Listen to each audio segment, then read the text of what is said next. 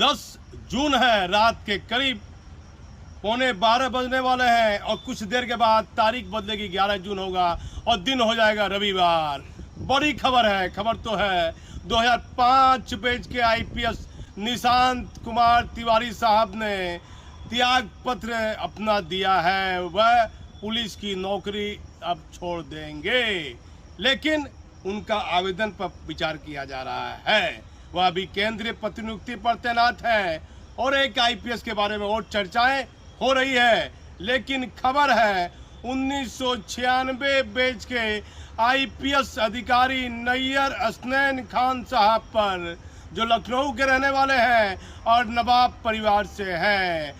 Patna IG रहे, Purnia SP रहे, Muzaffarpur IG रहे, कई महत्वपूर्ण पोस्ट पर बिहार में वह रहे हैं, केंद्रीय प्रतिनियुक्ति पर भी रहे हैं। फिलहाल विशेष विजिलेंस यूनिट के एडीजी हैं और आर्थिक अपराध इकाई के एडीजी हैं।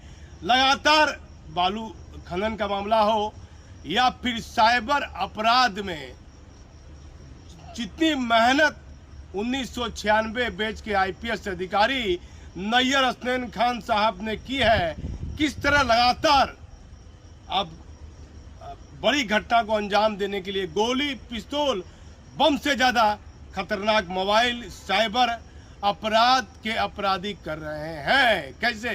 किसी भी व्यक्ति की फोटो गलत तरीके से एडिट करते हैं, किसी लड़की की फोटो गलत तरीके से एडिट करते हैं, उसको व्हाट्सएप पर, फेसबुक पर भेज देते हैं और उसे ब्लैकमेल करते हैं। साइबर ठगी का अलग अलग कारोबार बड़े बड़े अपराधी अब साइबर अपराध के रूप में अपराध कर रहे हैं।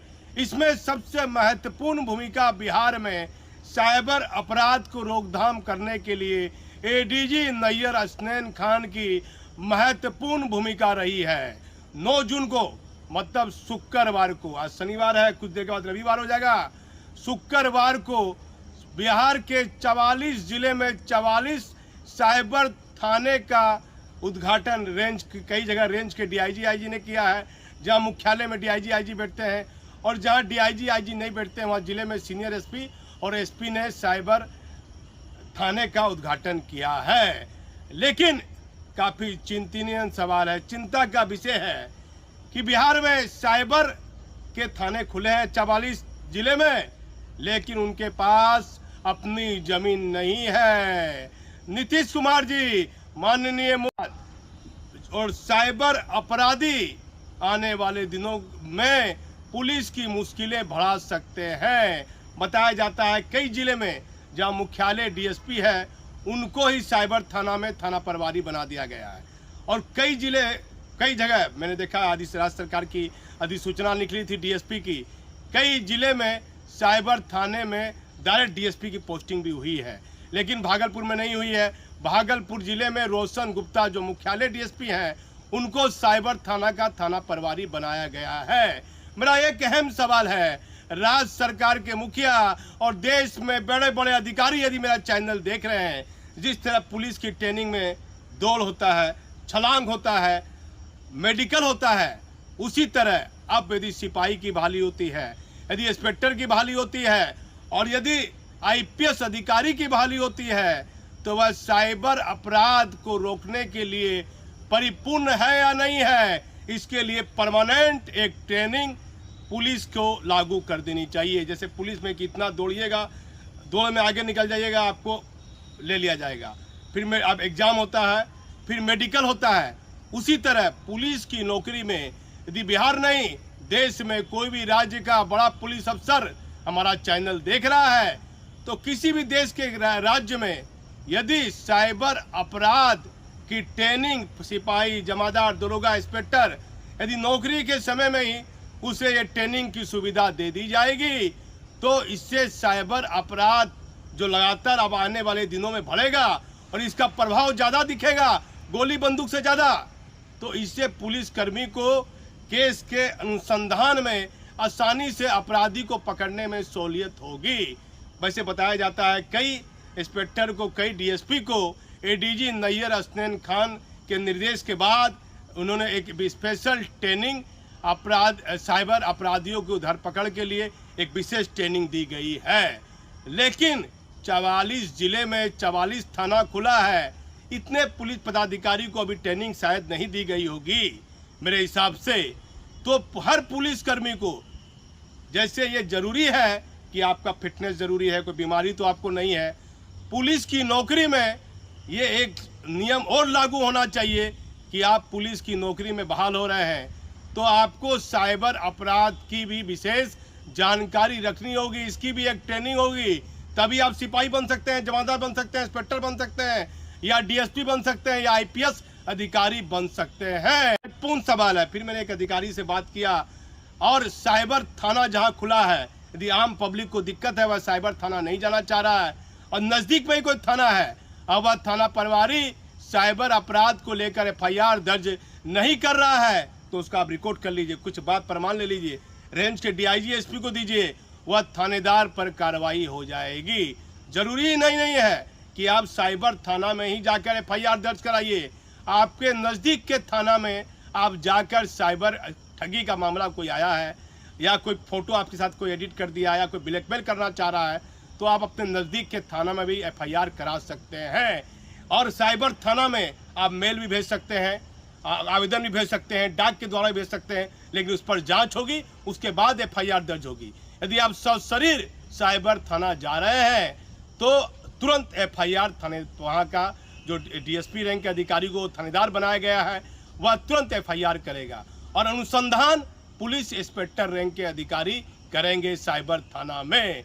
लेकिन मुख्यमंत्री जी, कई थाना में जमीन इसी तरह पड़ी हुई है, आम का पेड़ लगा हुआ है, बहुत कुछ है, फालतू बंजर जमीन थाना में पड़ी हुई है, लेकिन वहाँ साइबर थाना नहीं खोला गया है। और अस्थायी तौर पर, जैसे यहाँ ST थाना है, तो वहीं पर साइबर थाना खोल दिया गया है, वो अस्थायी तौर पर। सरकार को इस पर विशेष ध्यान देना होगा कि साइबर थाना अस्थायी तौर पर उसकी जमीन हो, अस्थायी तौर पर साइबर थाना की अपनी बिल्डिंग हो, और अस्थायी तौर पर ट्रेनिंग प्राप्त किए गए पुलिसकर्मी, डीएसपी, इंस्पेक्टर की विशेष प्रतिनियुक्ति, जो लोग साइबर के बारे में विशेष जानकारी रखते हैं, वैसे पुलिस पदाधिकारी की पोस्टिंग साइबर थाना में होनी चाहिए। वैसे एडीजी नैयर हसनैन खान बधाई के पात्र हैं, उन्होंने काफी मेहनत की है, साइबर अपराधियों को धरपकड़ करने में भी एडीजी आर्थिक अपराध इकाई ने काफी बेहतर कार्य बिहार में किया है। इसके लिए हमारा चैनल आईपीएस अधिकारी नैयर हसनैन खान साहब को बधाई देता है, क्योंकि गोली बंदूक चलाने से बड़ा आज के डेट में साइबर क्राइम हो गया है। इसे गंभीरता से लेना होगा पुलिस के आला अधिकारी को, कि फेसबुक चला रहा, किसी प्रकार के डिवाइस से, इलेक्ट्रॉनिक उपकरण से किस तरह से लड़की की फोटो एडिट कर देता है, उसे ब्लैकमेल करता है, तो सरकार के आला अधिकारी को साइबर तौर पर इसका रोकथाम बेहतर तरीके से हो सके, तो इसके लिए पुलिस को हर पुलिस बहाली में, पुलिस की सारी नौकरी में, सिपाही से लेकर आईपीएस तक में विशेष ट्रेनिंग की नियम लागू कर देना चाहिए कि यदि आप पुलिस की नौकरी में आना चाहते हैं तो आपको साइबर अपराध की जानकारी भी पहले लेनी होगी, उसके बाद ही आपकी बहाली का कार्य पूरा होगा। ये नियम लागू होने के बाद पूरे देश में साइबर अपराधियों पर मजबूती से शिकंजा कसा जा सकता है। कुछ लोगों को 50 को सिपाही को, 10 को इंस्पेक्टर को, 5 को डीएसपी को साइबर अपराध का विशेष ट्रेनिंग दे दिए, तो उससे अपराध नियंत्रण हो पाना कठिन है।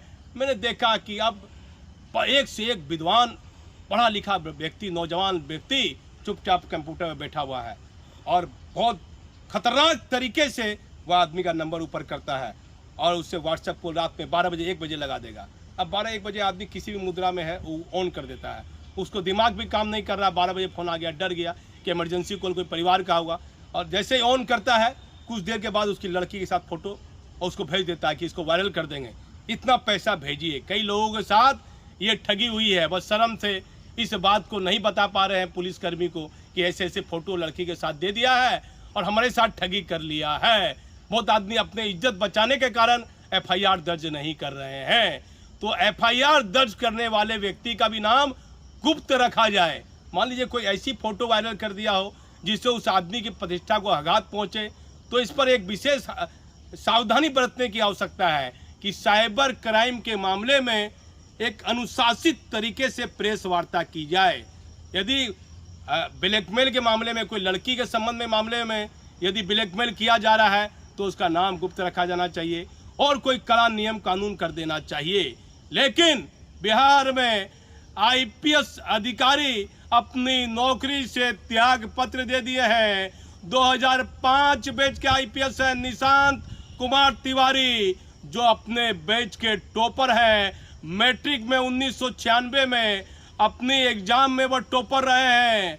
और बिहार के मुख्यमंत्री नीतीश कुमार जी आईपीएस के प्रति अपनी सहानुभूति दिखाइए। जिस प्रकार से माननीय मुख्यमंत्री जी कुछ आईपीएस अधिकारी आपको घेरे हुए हैं, एक दो आईपीएस अधिकारी पर विश्वास कीजिए जो डीजी हैं, एडीजी हैं और बड़ी ईमानदार आईपीएस अधिकारी हैं। वैसे लोगों को भी पुलिस के आला अधिकारियों की जिम्मेदारी ज्यादा अधिक रहती है। उन्हें उनको अपराधी पर पकड़ना है, बड़ा बड़ा काम करना है। आईएएस और आईपीएस अधिकारी का कार्य अलग अलग है। लेकिन बिहार के माननीय मुख्यमंत्री नीतीश कुमार को ध्यान देना होगा कि राज्य सरकार का कोई ऐसा रवैया नहीं होना चाहिए कि कोई भी आईपीएस अधिकारी यदि अपनी नौकरी से त्यागपत्र राज्य सरकार की कार्यशैली से नाखुश होकर दे रहा है तो सरकार की इससे बदनामी होती है। आप हमारे चैनल पर बने रहिए। निस्वार्थ भावना से आपको मैं सच्ची खबर दिखाऊंगा। लेकिन एडीजी नैयर हसनैन खान क्या कह रहे हैं साइबर अपराध के मामले में, और भागलपुर में रेंज के डीआईजी ने साइबर थाने का जो उद्घाटन किया है उसका वीडियो देखिए। मैं भागलपुर से दीपक नौरंगी। फ़ोन नंबर इनके अलग से सभी थानों के दिए जाएंगे, सब में लैंडलाइन नंबर्स हैं। ईमेल आईडी जैसा मैंने आपको कहा है सब में दिया जाएगा और ये प्रचारित भी कराए जाएंगे। आम लोगों के लिए कोई नंबर इशू किया गया है? बिल्कुल, हम हर पुलिस स्टेशन जो साइबर का होगा उसके अपने नंबर्स हैं और वहाँ पर 24/7 हेल्प डेस्क रहेगी जो उनको एड्रेस करेगी, उनकी समस्याओं को देखेगी। लोग तुरंत अपने मोबाइल से फ़ोन करके उसमें कांटेक्ट कर सकते हैं, अपना शिकायत दर्ज करा सकते हैं। वो शिकायत मान ली जाएगी, जैसे ही रिसीव होती है it will be taken as bona fide और उस पर आगे की कार्रवाई होगी। सर, इसमें अभी तक जो साइबर केसेस हैं उसमें कन्विक्शन का क्या स्टेटस रहा है? कन्विक्शन की प्रक्रिया अभी फ़िलहाल काफ़ी धीमी है क्योंकि साइबर अपराध में पहले कांड दर्ज नहीं होते थे। कांडों का दर्ज होने का सिलसिला कोविड के बाद से तेज़ी में आया है, जब से हम लोगों ने इस पर विशेष ध्यान देना शुरू किया है। और जैसा मैंने आपको बताया कि ज़िलों में क्योंकि साइबर थाने थे नहीं बने हुए, इसलिए ज़्यादातर शिकायतें ऐसी आती थीं कि लोगों की कंप्लेंट्स समय पर दर्ज नहीं होती। साइबर में सबसे महत्वपूर्ण चीज़ होती है समय। अगर आपकी शिकायत समय पर पुलिस के पास पहुंच गई तो उसमें अपराधी भी पकड़े जाएंगे, आपकी खोई हुई राशि भी मिल सकती है और सुराग भी मिलता है। नहीं तो विलम्ब होने में इन केसेस में डिटेक्शन एक बड़ी प्रॉब्लम है। दूसरा ये है कि इसमें बहुत से ऐसे प्लेटफॉर्म्स हैं जिनसे हमें परमिशन लेनी पड़ती है उनके इन्वेस्टिगेशन के लिए, तो उसमें भी समय लगता है। मगर अब ये कार्य तेज़ी पर है और हमारे यहाँ पिछले वर्ष लगभग 1,500 के आसपास केस दर्ज हुए हैं पूरे राज्य में। इस साल अभी भी जून में हमको लगता है 1100-1200 केस दर्ज हो चुके हैं, उन पर कार्रवाई हो रही है।